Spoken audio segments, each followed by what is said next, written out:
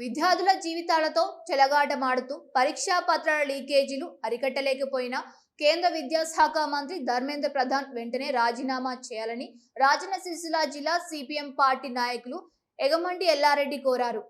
వేములవాడ పట్టణంలో తెలంగాణ చౌక్లో నిరసన వ్యక్తం చేశారు. ఈ సందర్భంగా ఆయన మాట్లాడుతూ కేంద్ర ప్రభుత్వం అధికారంలోకి వచ్చాక అనేక మంది విద్యార్థులకు యువతకు అన్యాయం జరుగుతోందని అన్నారు. వెంటనే విద్యాశాఖ మంత్రి రాజీనామా చేయాలని డిమాండ్ చేశారు. ఈ కార్యక్రమంలో సిపిఎం నాయకులు పాల్గొన్నారు. ఈరోజు వేములవాడ డివిజన్లో సిపిఎం పార్టీ ఆధ్వర్యంలో ఏదైతే నీటి పరీక్ష లీకేజ్ ఉందో కేంద్ర మంత్రి విద్యాశాఖ మంత్రి ధర్మేంద్ర ప్రధాన్ రాజీనామా చేయాలని మేము డిమాండ్ చేస్తూ, అలాగే ఈ నైతిక బాధ్యత బీజేపీ ప్రభుత్వందే కాబట్టి తక్షణమే నరేంద్ర ప్రధాన్ను రాజీనామా చేయాలని చెప్పి డిమాండ్ చేస్తాం. దేశంలో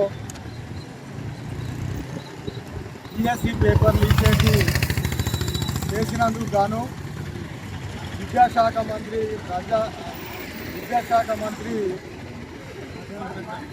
ధర్మేంద్ర ప్రధాన్ను రాజీనామా చేయాలని సోమన్ వాగుచి నిరాహార దీక్ష చేయడం అనేది జరిగింది.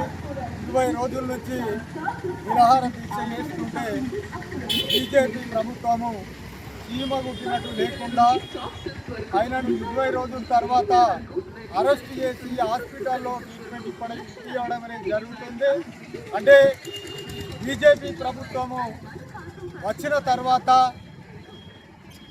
లక్షల మంది కోట్ల మంది విద్యార్థుల భవిష్యత్తును నిర్వీర్యం చేయడం అనేది జరుగుతుంది. కాబట్టి వెంటనే విద్యాశాఖ మంత్రి ధర్మేందర్ ప్రధాన్ను రాజీనామా చేయాలని ఆ నిరాహార దీక్షకు మద్దతుగా ఈరోజు వేములవాడ డివిజన్లో సిపిఎం పార్టీగా మద్దతు ఇవ్వడం జరుగుతుంది. అట్లాగే ఆయనను అరెస్ట్ చేసిన తర్వాత కాక్రోచ్ పార్టీ నాయకుడు కూడా నిన్నటి నుంచి వారికి మద్దతుగా నిరాహార దీక్ష చేయడం అనేది జరుగుతుంది. కాబట్టి దీనికి మొత్తం బీజేపీ ప్రభుత్వం ప్రధానమంత్రి వెంటనే దీన్ని చొరవ తీసుకొని ఆ విద్యాశాఖ మంత్రిని రాజీనామా